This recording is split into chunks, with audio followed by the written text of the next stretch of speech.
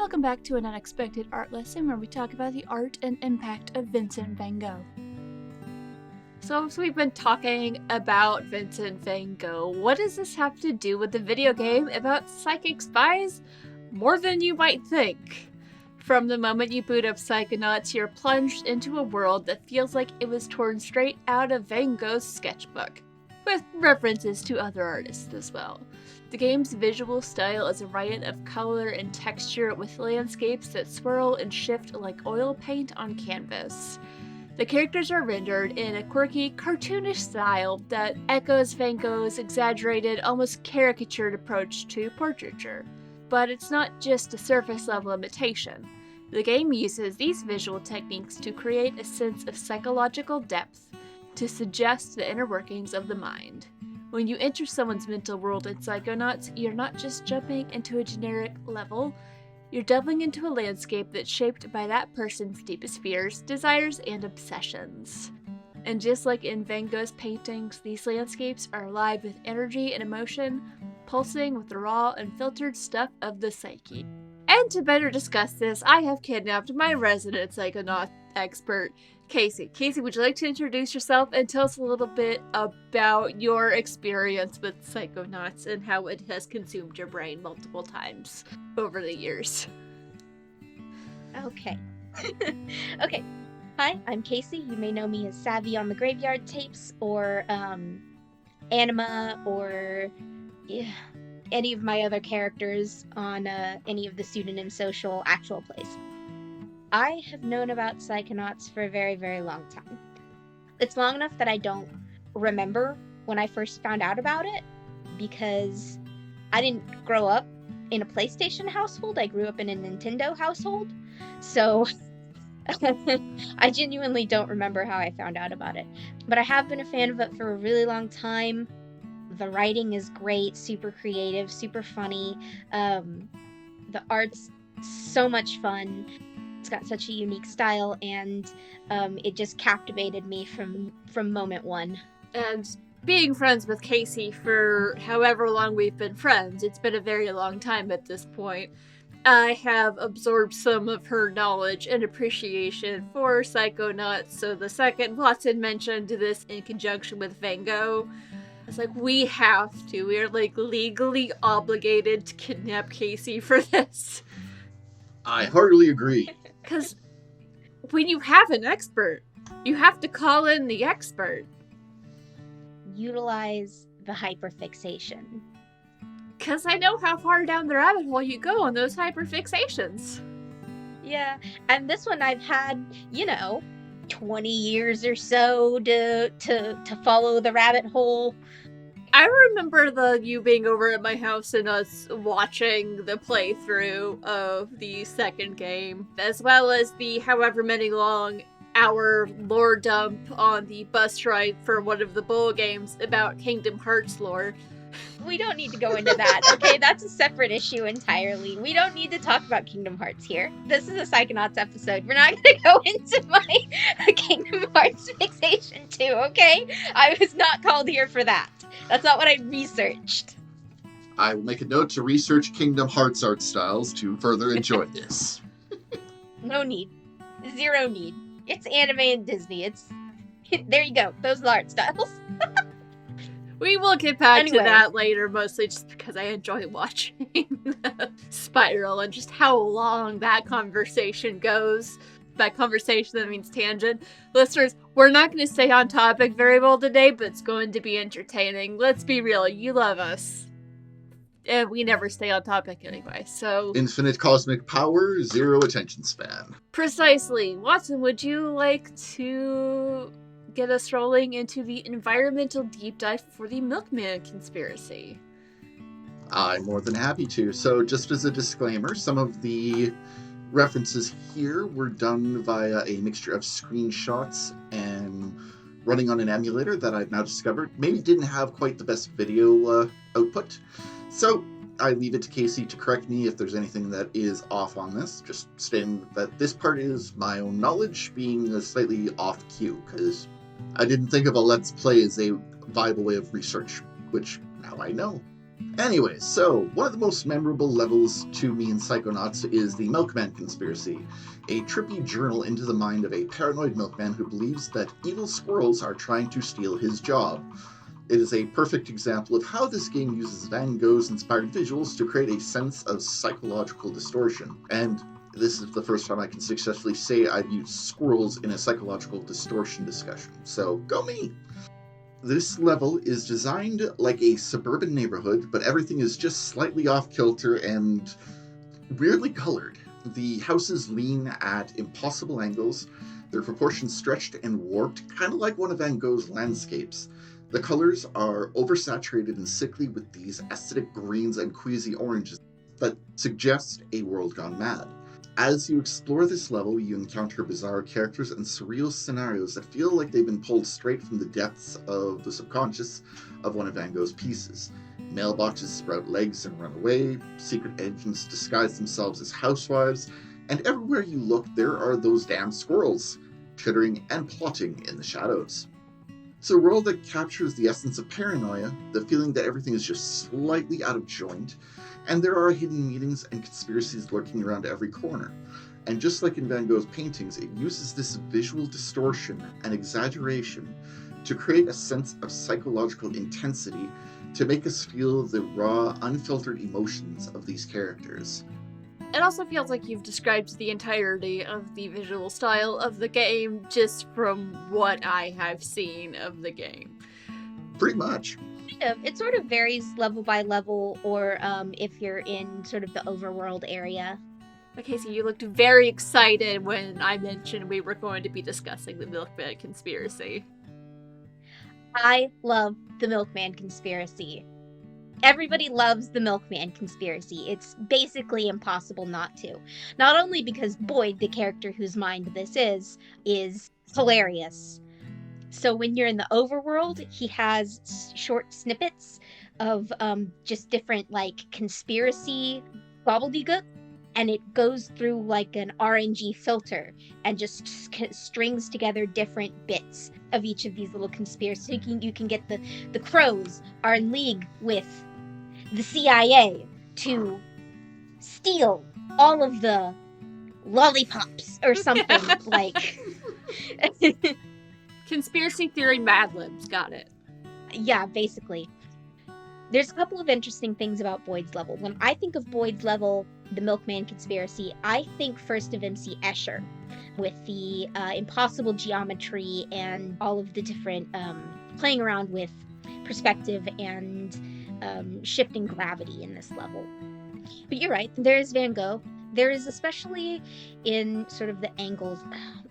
There's a very specific painting I'm thinking of, and I can't think of the name off the top of my head.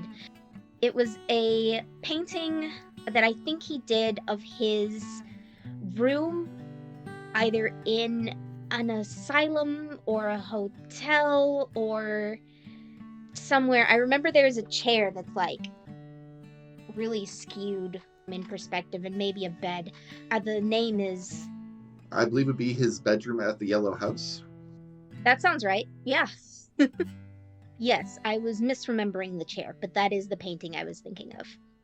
It's also got sort of a David Lynch feel in that it's sort of this 50s to 70s suburban hiding conspiracy and secret sort of vibe to it. Like, everything in this level watches you.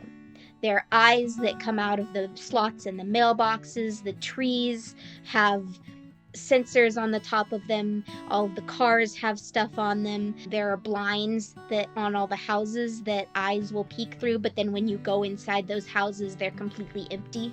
Creepy. And every NPC that you meet, which is unusual for Psychonauts, is exactly the same. They all have the exact same character model outside of, like, one or two. And they are all, almost all, the, quote, secret agents, but they're all pretending that they're somebody else. They're just holding a stop sign and saying, I am a construction worker. This area is off limits. They also say some incredibly hilarious things. Like, look at that woman's breasts. They are large. Completely deadpan, totally monotone. It all contributes to the feeling that Boyd's this conspiracy theorist. He potential paranoid schizophrenic or some kind of schizoaffective disorder, possibly just paranoia. He's not real, but I also don't want to be an armchair psychologist because that's not, my area of expertise. It's not helpful, might play into some stigmas, and we're all about positive mental health stuff here. Yeah. The thing that's really interesting about Boyd's mind is actually, to me, the figments of his imagination. So if you don't know what the figments of imagination are in Psychonauts, they are one of the many, many, many, many collectibles in this game. They also can provide deeper insight into the character. And basically all of Boyd's are just normal suburban. They're like a dad barbecuing, or a kid playing with a ball, or a girl jumping rope. They're all super normal, but it's all fake to Boyd's mind. For more context, because I'm sure some of our listeners are only vaguely aware of Psychonauts, in the game, what is the purpose of going into all these different characters' psyches? What's the deal with the whole game? Okay, so the deal with the whole game is you play as Rasputin Aquato, aka Raz. And he, posed from form, runs away from the circus to join a psychic summer camp that is training special agents. So the first 4-ish levels, you go through the minds of your camp counselors. And that's the training levels where you get most of your psychic powers. And then your fellow campers start to disappear and reappear sans their brains. That's bad. Kinda need those.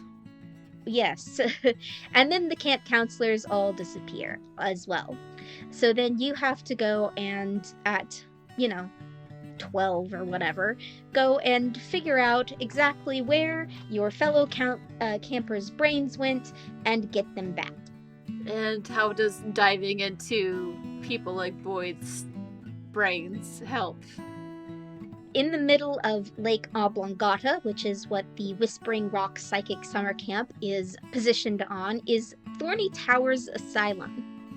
So Thorny Towers Asylum has several patients, a security guard, and then the doctor, who is not actually a psychologist, he's a dentist. That's still a medical degree, I guess. Doctor adjacent? Doctor adjacent?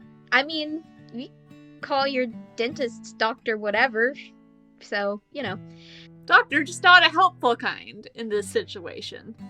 Not in this situation, no. I don't believe that man has ever been to medical school. Healthcare being helpful? Oh wait, this is a Canadian show, never mind. They're more used to it actually being helpful. Moving on. Okay. So Boyd is actually the security guard out front. And when you talk to Boyd the first time, he goes, "I don't have the keys, the milkman has the keys." And we're like, "Well, who the hell's the milkman?" And he's like, "That's a secret, nobody can know," and then starts rambling again. So in order to get inside, you need to find out what the milkman is. And to do that, you have to go into psyche. As you do, you go into his psyche in order to figure out what the hell the milkman is and what all of his rambling is about. And he's got mailboxes running around on legs instead of huts or houses. I appreciate the variation there. They also snap pictures of you, and they also follow you around, which is like weeping angels. So if you're not facing them, they'll run around and you can hear them, and then you turn around and they just stop, and it's all very paranoia inducing. I would imagine so. The power that you get in this level is called clairvoyance, which lets you see out of the eyes of others. And it's one of the more interesting powers that you can have, because you can use it on anyone and get insight into how they see Rasputin. Ooh. Well, imagine what that would... I feel like that would be both very enlightening and deeply unsettling and terrifying. The number of times where I'm like, I wonder what people think of me, but I'm like, I don't know if I want to know, because what if they secretly hate me? I assume no matter what, I'd just be short and fuzzy. Yeah. All right. Are there any more questions you have for me about level or the game in general? Because I can go on. My question would be this then. What would you like to share with our listeners about the story for the Milkman Conspiracy, or even Psychonauts in general? I would say the Milkman Conspiracy is probably Raz's greatest failure. Oh. How so? So the Milkman ends up being a construct that was hypnotized into Boyd's mind. So Boyd was a security guard for a mall, and when he was fired, he threw a Molotov cocktail through the window. Okay. Creative problem solving, but... Uh-huh. As one does.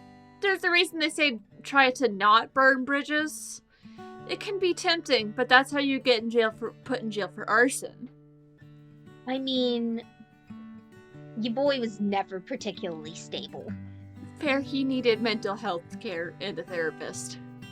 And probably medication. Yes. So, anyway, the secret villain of the game, and I don't know how interested we are in spoilers for like a 20-year-old game. Have fun. Spoiler warning. Continue. Spoiler warning? Anyway, actually hypnotized him into having this secondary identity that is the Milkman, which is the Molotov cocktail throwing angry side. Because not only is Boyd the security guard, he is also the cover-up. So he was hypnotized into having potentially a version of dissociative identity disorder that split off himself as a security guard from himself as the angry person? Potentially, that depends entirely on how much you...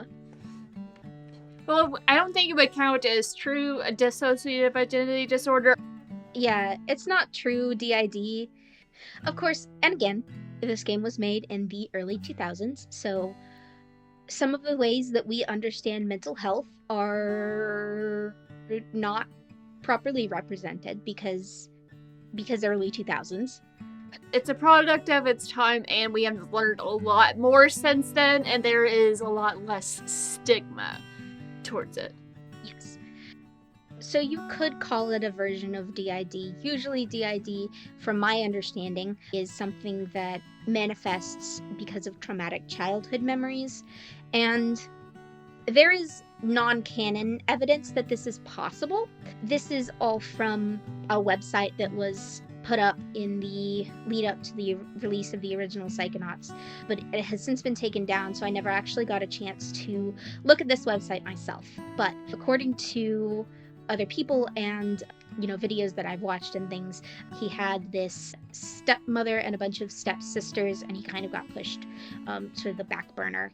Of course, it also got taken down and is questionably canon. Fair. It could also be a case of some sort of psychotic break due to the stressor and having to basically shove all of his feelings into a box and be the ignored wallflower child. I totally don't identify with that. What do you mean?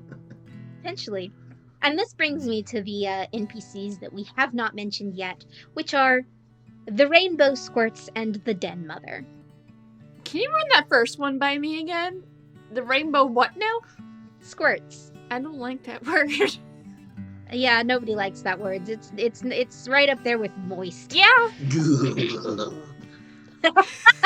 Okay, Watson. We broke Watson, but what ruined squirts for me is if you look up the dictionary definition for the word, it's full of other bad words.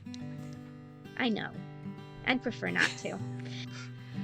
Random thing that I'm pretty sure I learned at church camp. Are this group of evil Girl Scouts in Boyd's mind. Girl Scouts aren't evil, they sell cookies, and they're yummy cookies. Okay, the thing about the Rainbow Squirt cookies is they explode. I can see that being problematic, yeah. Yeah. So their mission is to protect the identity of the milkman. They have this whole Rainbow Squirt pledge that is all about the milkman and protecting the milkman and the identity of the milkman. Everything about what you said just makes me feel vaguely uncomfortable. Why is there a pack of Girl Scouts with evil Rainbow Squirt explosion cookies trying to protect someone just known as the milkman? So here's the thing. You don't encounter any enemies in Boyd's mind. So the enemies in Psychonauts are, generally they're called sensors. There's a couple of others, but the main ones you're going to find are sensors. The explanation for why they're there is because they're there to censor out any unwanted or unneeded or quote-unquote bad thoughts. I don't think a thought is ever bad. There's just undesirable thoughts. Or unhealthy thoughts, let's say. That feels like something you would absolutely find in a dystopian world where, because also, like, who decides what thoughts you can and can't have? Who decides where do you draw the line? We're not going into 1984 either.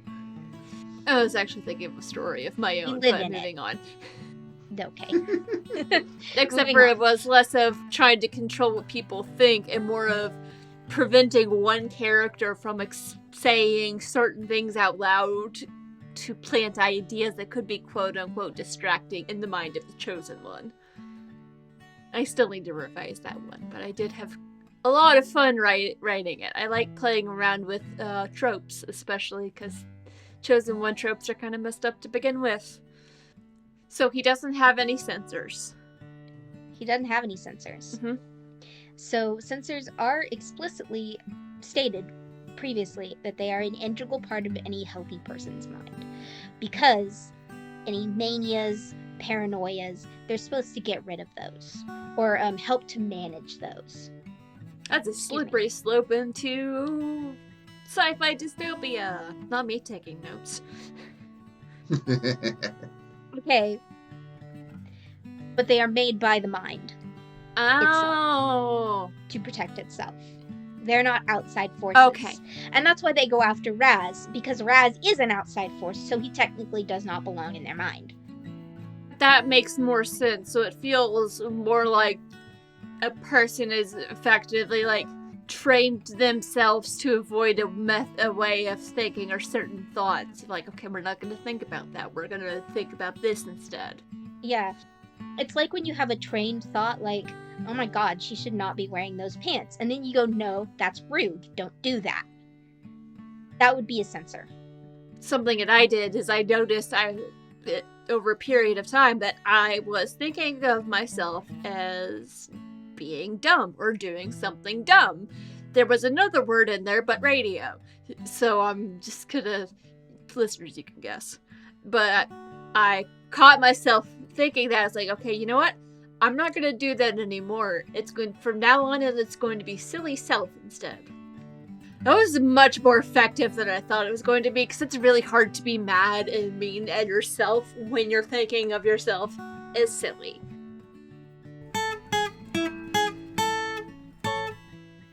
Thanks for listening to An Unexpected Art Lesson, the show where we talk about everything you didn't know about art. This week, continuing to focus on the art and impact of Vincent van Gogh. If you like what we're doing, you can follow us on social media and join the conversation over at An Unexpected Art Lesson on Threads, Blue Sky, and Substack. And you can also support us over on Patreon. Get early access to episodes and other fun things at patreon.com/anunexpectedartlesson.